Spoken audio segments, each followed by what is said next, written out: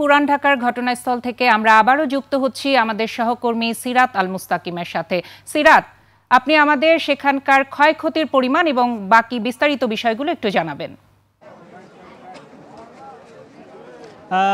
যেমনটি বলছিলেন, আসলে আমি সেই পুরান ঢাকার যেই বাড়িতে উপরের ছাদের যে রেলিং, সেই রেলিং ভাঙার ঘটনায় যে নিহত এবং আহত হয়েছে সেই বাড়ির নিচেই দাঁড়িয়ে আছি এখন।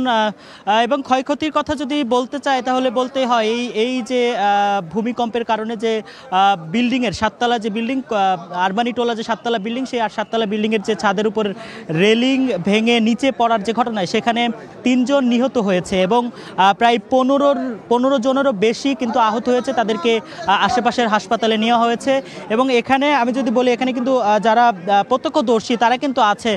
আমি কিন্তু তাদের সাথে আবার একটু কথা বলতে চাই। আসলে কি ঘটেছিল, কখন ঘটেছিল বা কিভাবে ঘটেছিল যদি একটু বলতেন। কি হয়েছিল বলুন তো একটু।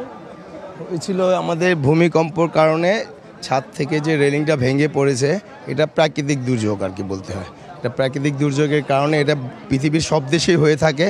তবে ইনশাল্লাহ আমরা তো এখন বেঁচে আছি, ইনশাল্লাহ এত বড় দুর্যোগের কারণেও আমরা বেঁচে আছি, এটাই আল্লাহর শুকরিয়া আদায় করি আমরা। এখানে হয়েছিল ভূমিকম্পের কারণে রেলিং ভেঙে পড়ে অনেক মানুষ আহত হয়েছে এবং 2জন মতো নিহত হয়েছে। যেমনটি শুনছিলেন, আমি কিন্তু দেখানোর চেষ্টা করছি বা জানানোর চেষ্টা করছি এখানকার যে এখনকার মতো যে সর্বশেষ পরিস্থিতি। ঘটনার পরপরই কিন্তু ফায়ার সার্ভিস, পুলিশ এবং সেনাবাহিনী কিন্তু ঘটনাস্থলে এসেছে এবং এখানে কিন্তু উৎসুক জনতার যে ভিড়, সেই উৎসুক জনতার ভিড় কিন্তু লক্ষ্য করার মতো। যদি আরেকটু জানাই, সেটি হচ্ছে যেখানে এই ঘটনাটি ঘটেছে সেই জায়গাটা আমি দেখাতে চাই।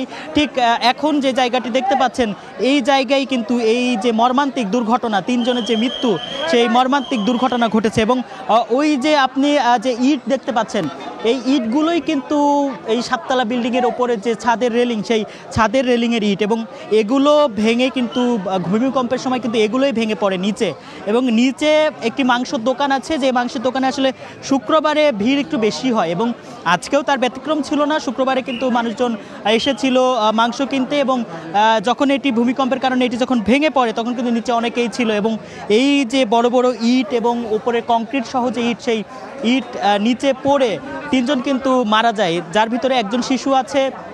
একজন স্যার সলিমুল্লাহ মেডিকেল কলেজ যে কলেজের স্টুডেন্ট আছে, 52 ব্যাচের শিক্ষার্থী, তিনি রাফিউল ইসলাম এবং তার মাও কিন্তু আহত হয়েছে এবং আমরা হসপিটালে গিয়েছিলাম, তার মায়ের সাথে আমরা কথা বলেছি।